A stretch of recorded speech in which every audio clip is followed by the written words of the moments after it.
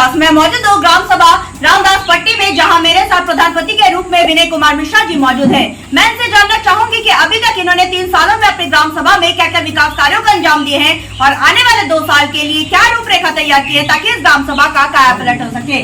विनय जी, आपका हमारे चैनल में बहुत बहुत स्वागत है।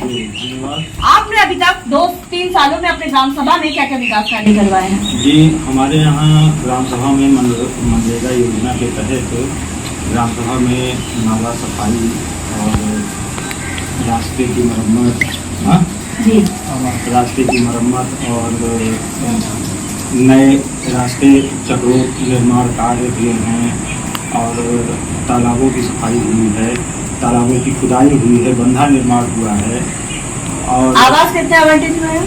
आवास हमारे यहाँ लगभग 50 आवास अभी तक आवंटित हुए हैं 3 सालों में। और शौचालय अभी इस वित्तीय वर्ष में 17 शौचालय हमारे द्वारा आवंटित किए गए। जी, स्वच्छ भारत मिशन में की मैं बात करूँ तो स्वच्छ भारत मिशन में आपकी क्या राय है? स्वच्छ भारत और स्वस्थ भारत, स्वच्छता के तहत आप अपनी ग्राम सभा में क्या क्या काम करवा चुके हैं? स्वच्छ भारत मिशन के अंतर्गत आरआरसी सेंटर के लिए सरकार ने उसमें नियमावली में लाया है कि आरआरसी सेंटर के माध्यम से जो सूखे और गीले कचरे हैं उन कचरों को क्या कहते हैं ग्राम सभा से या आबादी से हटाकर उसको एक जगह एकत्रित किया जाए, जिससे मच्छर और कीड़े मकोड़ों की से गांव वालों को निजात मिले और साफ़ सुथरा रहे और गंदगी या बदबू ये सब चीज़ें गांव में ना रहे।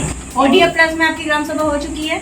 नहीं, अभी ओडीएफ प्लस में नहीं है हमारी। आरआरसी सेंटर तो अब नहीं बना है? नहीं, ओडीएफ प्लस में ही आरआरसी सेंटर का निर्माण हो रहा है। ओडीएफ प्लस हो चुकी है ना?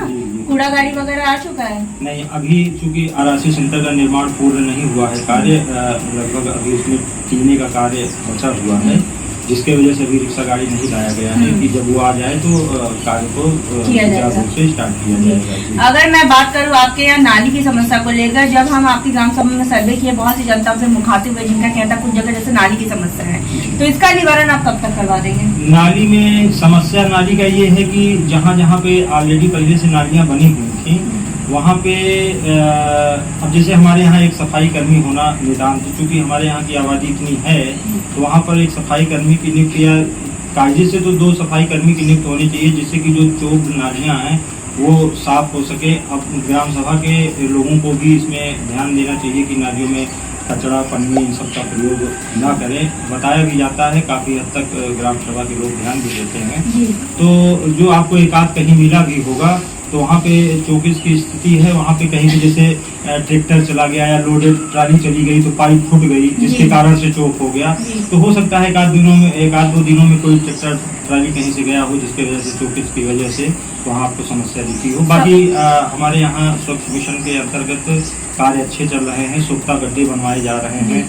जहाँ पर जल निकासी की व्यवस्था नहीं है वहाँ पे सरकार ने कहा कि वहाँ पर सोख्ता गड्ढे का निर्माण करवाया जाए। स्वास्थ्य की मैं बात करूँ तो हमारे उप मुख्यमंत्री ब्रिजेश पाठक जी स्वास्थ्य मंत्री हैं, स्वास्थ्य के प्रति काफी जागरूक है। साथ ही साथ आपके यहाँ कुंडा में तो राजा भैया जी भी काफी स्वास्थ्य के लिए काम करते हैं। कैलाश नाथ ओझा जी से भी मेरी बात हो रही थी तो वो भी कह रहे थे कि स्वास्थ्य के लिए काफी जागरूकता के साथ काम किया जाएगा और भी विचाराधीन किया जाएगा कामों के लिए। तो आपने भी कोई रूपरेखा तैयार की अपनी ग्राम सभा के लिए? जी हाँ, रूपरेखा तैयार किया है। तो रूपरेखा के अंतर्गत कार्य भी होते हैं, दवाओं का छिड़काव, मैलाथियान और आपका ये ब्लीच पाउडर, ये सब जो है इन सब का छिड़काव करवाया जाता है।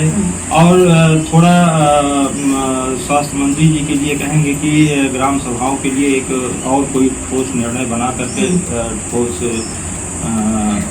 उसको यहाँ पर पहुँचाया जाए, जिससे कि क्या कहते हैं अब इस समय अब गर्मी आ गई है, गर्मी में सबसे ज़्यादा प्रकोप मच्छरों का रहता है, तो ऐसी कोई एक व्यवस्था बनाए जिससे कि मच्छरों से जनता को निजात मिल सके। और बस। अच्छा, आपका कोई ड्रीम प्रोजेक्ट, आपका सपना जो आप अपने ग्राम सभा के लिए करना चाहते हैं, जो किसी ड्रीम प्रोजेक्ट हमारे यहाँ का था कि एक हमारे यहाँ पुल बनना नितांत आवश्यक है, जो लगभग 3 गांवों का पूरा निकास है और उधर बूढ़ेपुर ग्राम सभा का भी निकास, ये चूँकि सकरदहा मार्ग जो है और बूढ़ेपुर वाले का कोई निकास मेन है नहीं, एक जो है भी वो बहुत ज़्यादा दूर घूम के आना पड़ता है।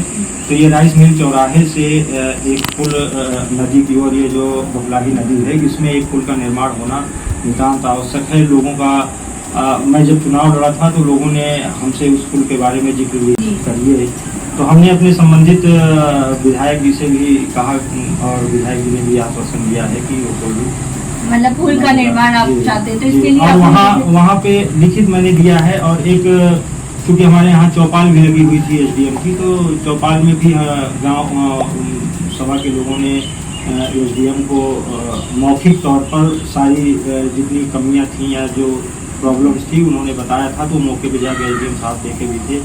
एक बीच में थोड़ा रास्ते में कुछ अवरोध है, वहाँ पे जमीन का रकबा पूरा नहीं हो पा रहा है, जिसके कारण से रास्ता वो काफी 3 सालों से बाधित चल रहा है। बारात घर और शमशान घाट की क्या स्थिति आपकी ग्राम सभा में? बारात घर और शमशान घाट हमारे यहाँ बना नहीं है। हमने हालांकि जब प्रधान में बना था तो सबसे पहले ही प्रस्ताव लिख के दिया था, तो उसके लिए कुछ क्वांटिटी में जिले में आते हैं तो और दूसरी ग्राम सभाओं में वितरण कर दिया गया होगा।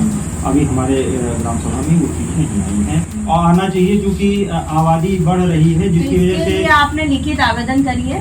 बहुत से ग्राम सभा में हमें पूरे उत्तर प्रदेश की सर्वे कर रही हूँ, तो उसके अकॉर्डिंग बहुत से प्रधान को मालूमात नहीं है कि लिखित आवेदन भी करना पड़ता है, क्योंकि जब तक आवेदन नहीं करेंगे आपकी बात सरकार तक नहीं पहुंचेगी। मैंने कहा, मैंने उसके लिए कार्रवाई और प्रस्ताव सब कुछ लिखकर माननीय सीडीओ मैडम तक पहुंचाया था। सीडीओ सर उनको दिया गया था।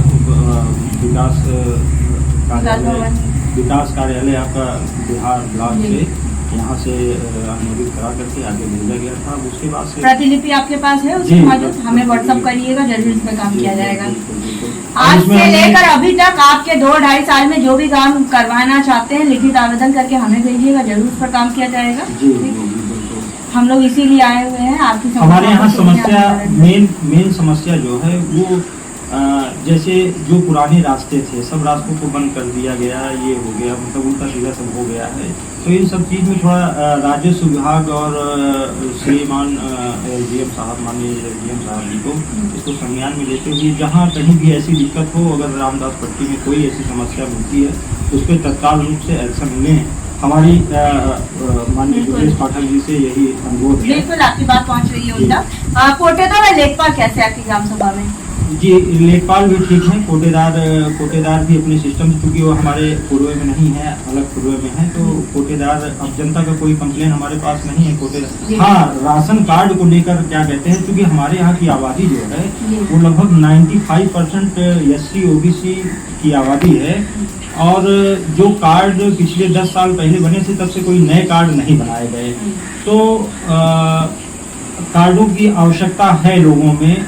हाँ, क्योंकि जिनकी पहले स्थिति अच्छी थी उनकी स्थिति खराब भी हुई है, जिनकी खराब थी अच्छी भी, तो चेंज करने की बहुत लगभग हो सकता है हर गांव में जरूरत हो, तो इस पे भी थोड़ा ध्यान दिया जाए तो अच्छा होगा। सरकार से क्या मदद चाहते हैं? सरकार से मदद ये चाहते हैं कि प्रधानों के बारे में कुछ सोचा जाए। प्रधानों को जो पावर दिया गया है उस पावर को इस्तेमाल करने का उनको ढंग से पूरा सुचारू रूप से दिया जाए। उसमें मतलब उपापेय की स्थिति ना रहे, जिससे प्रधान, अब क्या है कि गांव में तरह तरह के षड्यंत्र भी चलते रहते हैं, सब कुछ रहता है। तो अब एक IGRS चल गया है, कोई कुछ उसके बारे में जानता भी नहीं है, लेकिन पता लगा फला ने फला के नाम से IGRS डाल दिया, उस पर जांच चली आई, बेवजह का आदमी का सारा दिन दिमाग उसी में डिस्टर्ब रहे। तो इन सब चीजों को सरकार थोड़ा सोचे जी। बाकी सरकार के कार्यकाल जो पंचायती राज ये 5 साल 10 साल के चले हैं, इनमें काफी सुधार आया हुआ है और व्यवस्थाएं सब अच्छी चल रही हैं।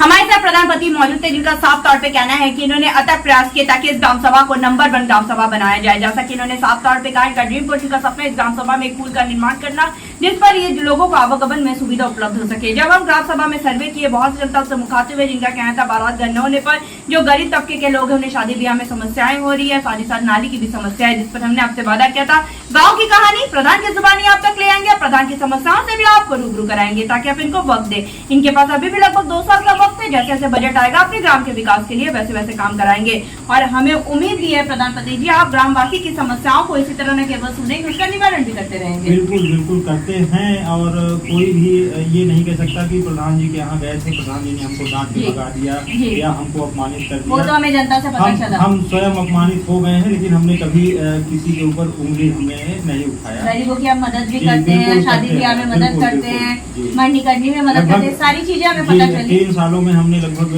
15 लाख रुपए मैंने अपने कमाई के जो थे, जो कुछ भी मेरे पास था, 10 लाख रुपए तक का मैंने किसी के यहाँ 4,000, 3,000, 2,000 जो मेरी हैसियत है जी। उस हिसाब से मैंने अपने आप से किया है। जी। अब देखने वाली बात ये होगी कि इस ग्राम सभा को हम एक आदर्श ग्राम सभा के रूप में लखनऊ ले जाते हैं या नहीं। वीडियो जर्नलिस्ट संदीप प्रताप सिंह के साथ मैं कनिका दास, आई न्यूज़ उत्तर प्रदेश, लखनऊ।